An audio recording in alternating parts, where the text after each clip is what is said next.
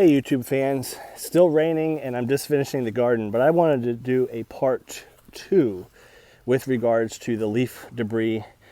I just want to show you how much can potentially be removed. Again, I've had some issues with spider mites, powdery mildew, maybe some downy mildew. It's been a hot and dry summer, or we've had 20 inches of rain. It's been either one or the other.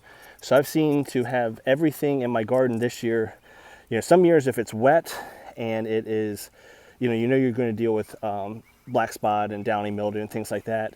But you usually don't get both. But we've had such weather extremes that the garden is taking a beating. And again, you'll see that there are still some remaining leaves. I'll hand pick those or hopefully convince one of my kids to help out. But look at that amount of leaf litter that was taken out of that bed. And I don't know if you can tell from the video, but it's much, much more clean than it was before. Always like to show you a couple blooms.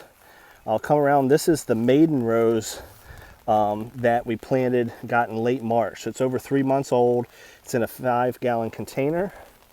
And look at these blooms. This is why I got Maverick. Looks even better with the raindrops on it. I love the look of that. So that is one of Steve Stinger's roses. And again, if you remember, it came as one little bud on the side of the rootstock, which is multiflora. Now I've got 4 canes, and this is in 3 months time. Went from a 2-gallon to a 5-gallon. Once it fills up that, then we will put it in the ground. There's Cajun Moon in the background, and this is Louise Estes, which was a maiden last year. So again, the point of this video is to show you the progress of the beds. They're looking very clean. You want this to be a sterile environment.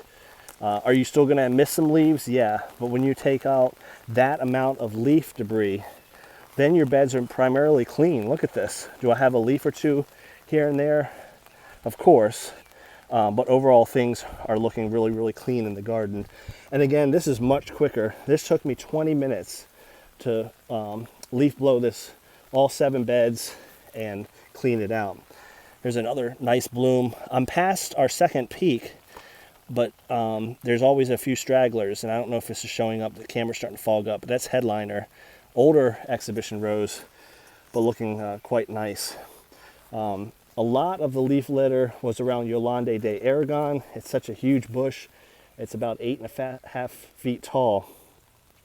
And like I said, when these leaves fall to the ground, when the wind comes in, they kind of get stuck and trapped, not only by the rose bush, but by the bud union. So right by the central part of the rose, you've got all this junk down there, leaves.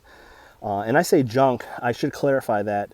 Diseased, infested rose leaves are junk. You don't want that in the garden. Oak leaves like this, and for mulch or composting, and leaves from a deciduous tree are great for the garden. I'm talking about junky rose leaves that have had issues. And look at that garden, much, much cleaner. Pretty much just the surface of the mulch. So now, once I get all that picked up, it's going to take maybe another 5 minutes. I usually organize it into piles. I love these bins, Sterlite bins without the lids. This is how I carry my compost and a lot of stuff in the garden. So I'll throw that in the trash. And then, now that they've been pruned, really deadheaded, not so much pruned, they've been deadheaded. I sprayed yesterday, clean up the beds. As we're in this wet pattern, I'm going to sneak out there and apply some slow release organics. And the roses will be looking like this grass, real lush, despite us heading into the summer and the heat. Hope everyone's doing well. I'll wrap this video up with Dublin Bay. This is a beautiful climber. It's rated 8.4 on the ARS guide. It is disease resistant, doesn't mean it won't get some disease, but check out those flowers, looking really, really nice. It's a climbing rose. If you click on my videos, look back at last June and July. This structure wasn't even here. These plants just got planted, and you'll be amazed at the growth in 1 year. It's almost to the top. I think with some love through the fall, this will be to the top, and then hopefully we'll start trailing it over. So it'll completely cover this. Then by next year, we can work on just filling in around the climbing, around the trellis itself. I mentioned the rain. I always preach have a rain gauge. You know that, hey, we got a quick 1/10 of an inch with this most recent shower. Really good to know how much rain has fallen in your garden.